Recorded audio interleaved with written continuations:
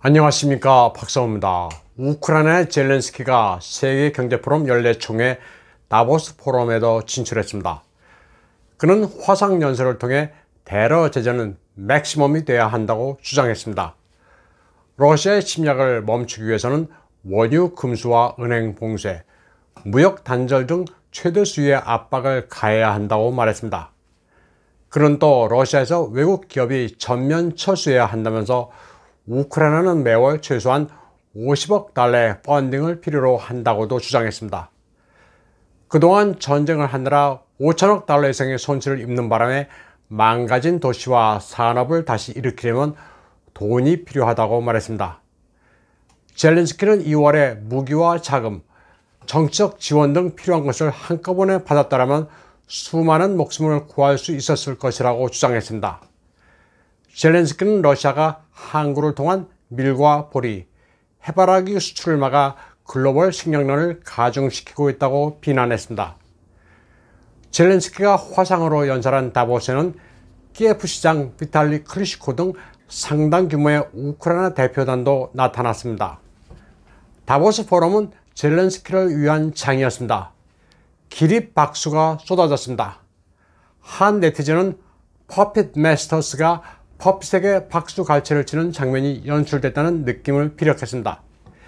이날 행사에 러시아 대표는 참석하지 않았고 중공 대표는 참석했지만 다른 나라 대표들이 박수를 칠 동안 좌석에 앉아 있었습니다. 젤렌스키의 연설에 무반응으로 일관했습니다. 중공 대표는 젤렌스키를 위한 도앤퍼니쇼, 멍석을 깔아주고 하는 뻔히 의도가 보이는 그런 쇼에 휘말리지 않겠다는 듯 기립박수를 거부하고 곧 이어 자리를 떴습니다. 그런데 이를 미 하원의원 마이클 맥컬이 CNN에 일러 바쳤습니다. 중공 대표의 모습을 찍어 제보한다면서 CNN과의 인터뷰에서 이를 비방했습니다. 자기가 기립박수를 쳤는데 다른 사람이 그렇지 않았다고 일러 바친 겁니다. 다보스 행사장에서 나타난 모습은 우크라이나와 관련된 중공의 스탠스라는 겁니다. 마이클 맥컬 의원은 우크라이나 열성 지지자입니다. 5월 20일 그는 우크라이나 전통 복장을 입고 고유의 문화를 즐기는 위시방카 데이를 경축한다면서 인증사진을 올리기도 했습니다. 매일매일 우크라이나 편을 드는 게 자랑스럽다고도 했습니다. 그런데 젤렌스키의 일방적으로 환호하던 다보스 포럼 분위기에 그건 아니라고 한마디 한 인사가 있었습니다. 바로 전 미 국무장관 헨리 키신저입니다. 키신저는 우크라이나에 대해 영토를 러시아에 넘겨주라고 촉구했습니다. 그리고 서방 세계는 푸틴을 이려하는 식으로 모욕을 주려 해서는 안 된다고 경고했습니다. 키신저는 또 우크라이나와 러시아는 향후 2달 안에 협상을 개시해야 한다고 말했습니다. 그러면서 가장 이상적인 목표는 현상으로 되돌아가는 것이라면서 더 이상 전쟁을 하는 것은 우크라이나의 자유를 위한 게 아니라고 말했습니다. 결국 전쟁 이전 상황으로 복귀하는 게 이상적이긴 하지만 현실을 보면 우크라이나가 빼앗긴 영토를 양보해야 한다는 취지였습니다. 헨리 키신저의 발언에 우크라이나는 경악했습니다. 젤렌스키의 보좌관 미하일로 포돌약은 키신저가 제의한 대로 전쟁을 멈추기 위해 우크라이나 영토의 일부를 러시아에 넘긴다면 그는 다시 폴란드와 리투아니아를 넘겨주자 할 것이라고 분개했습니다. 젤렌스키 정권은 여기서 물귀신처럼 폴란드와 리투아니아를 언급했습니다. 젤렌스키는 폴란드의 두다와 만나 우크라이나와 폴란드는 특수관계라고 말한 바 있습니다. 그리고 폴란드인들에게 우크라이나 안에서 특별 권리를 부여하기로 했습니다. 폴란드는 우크라이나 서부를 욕심내고 있습니다. 그런데 폴란드와 리투아니아도 역사적으로 관계가 깊습니다. 예전에는 하나의 공국이었습니다. 리투아니아가 발틱 3국 가운데 폴란드처럼 가장 반러시아 스탠스가 강한 데는 이 같은 이유가 있습니다. 포돌약은 또 전선에 참호해 있는 우크라이나인들이 다보스의 패닉을 일으킨 키신저의 발언을 들을 시간이 없다는 게 다행스럽다고 말했습니다. 국제전략문제연구소의 CEO 존 치프먼도 키신저에 경악했습니다. 키신저의 다보스 개입이 불행스러운 사태라면서 우크라이나가 주권을 푸틴에게 넘길 전략적 이유가 없다고 반발했습니다. 그러면서 서구는 푸틴을 이기기 위해 키예프를 지원할 이유가 있다고 말했습니다. 한편 세르게이 쇼이구 러시아 국방부장은 우크라이나 특수군사작전이 더디게 보이는 이유를 설명했습니다. 그런 CSTO 집단안보조약기구 국방부장회의에서 러시아군은 그동안 민간인의 피난을 위한 인도주의 회랑을 조성하고 포위된 지역에서 민간인이 빠져나올 수 있도록 휴전을 수시로 선포했기 때문에 진군이 더뎠다고 말했습니다. 민간인의 피해를 최소화하기 위한 의도된 행동이라고 설명했습니다. 그는 또 러시아군은 민간인이 모여있는 곳의 인프라에 대해서는 공격을 피해왔고 우크라이나군의 사격 위치와 군사시설물을 확인한 경우에만 폭격을 했다고 말했습니다. 쇼이구 부장은 서방 국가들이 키예프의 패전을 두려워한 나머지 무기 제공을 서둘러 왔으며 사설 용병 회사 요원과 군사 고문단을 대거 우크라이나에 보냈다고 밝혔습니다. 그리고 그 숫자는 이미 6,000명을 넘었다고 설명했습니다. 또 서방이 러시아에 계속 제재 조치를 취하면서 우크라이나에 대한 지원을 강화하고 있지만 러시아의 특수군사작전은 목표가 달성될 때까지 계속될 것이라고 밝혔습니다. 다음 소식입니다. 프랑스 파리의 유서 깊은 공동묘지 페흐라쉐즈가 몸살을 앓고 있습니다.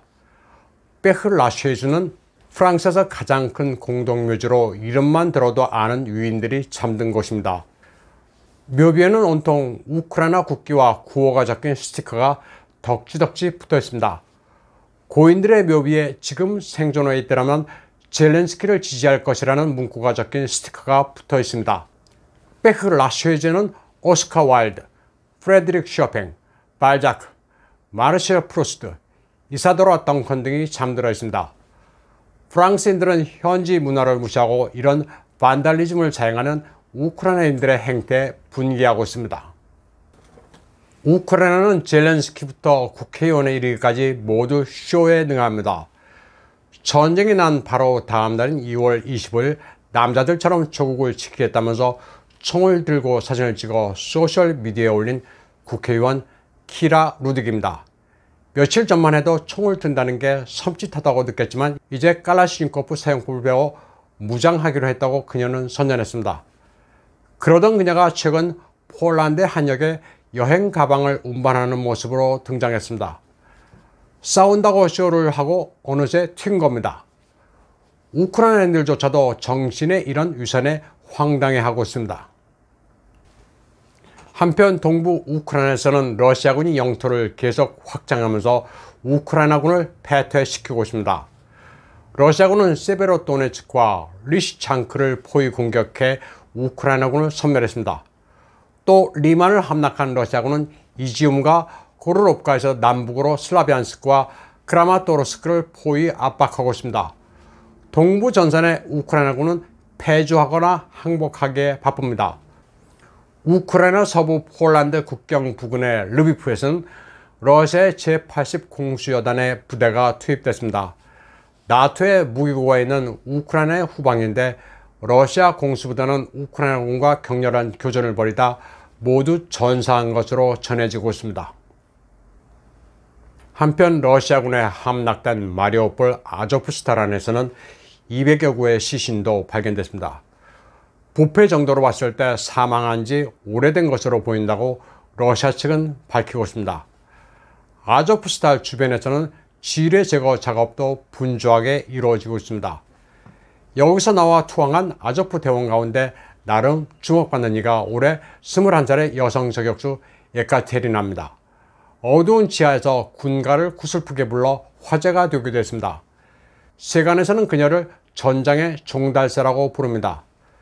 그런데 그녀는 돈바스 주민들을 총살한 원흉으로 지목되고 있습니다. 제노사이드 혐의가 인정되면 극형에 처해질 것으로 예상되고 있습니다. 해방된 돈바스의 슈퍼마켓은 인파로 미어집니다. 할인 판촉을 하는 게 아닙니다. 러시아가 루블화로 통용시키면서 주민들의 우크라이나 화폐를 모두 회수하기 위한 이벤트입니다. 흐리브냐와 루블의 환율을 12.5대 1로 쳐주면서 흡수하고 있습니다. 러시아는 헤르손도 안정화시키고 있습니다. 이제 막 점령했지만 농업 생산을 촉진시키고 있습니다. 헤르손은 곡창지대입니다. 수출 품목의 40%가 농산품입니다. 관계 농지의 면적은 크라스노다르와 필적합니다. 소맥, 옥수수, 쌀, 해바라기 씨 등을 생산합니다. 인구는 30만 밖에 안 되지만 소맥 생산은 우크라이나 전체의 6%에 달합니다. 한편 우크라이나 특수군사작전에서 가장 유쾌하게 목표를 달성하는 인물은 체첸 지도자 람잔 카디로프입니다. 우크라이나 아조프가 돼지 기름을 총알에 발라 이슬람을 모욕하려 든다는 소식을 접하고 그들을 혼내주겠다고 다짐했습니다. 그의 체첸 전사들은 전투에서 상당히 용맹했습니다. 그리고 아조프스탈에서 항복한 아조프 대원들에게 젤렌스키가 한 말을 그대로 읊어주기도 했습니다. 마리오폴이 없으면 우크라이나도 없다고 했는데 지금 심정이 어떠냐고 약을 올리기도 했습니다. 그리고는 포로로 잡은 아조프 대원을 수송하는 버스를 직접 포로 수용소까지 운전하는 모습을 찍어 소셜미디어에 올렸습니다. 오늘 방송은 여기까지 하겠습니다. 시청해주신 여러분 감사합니다.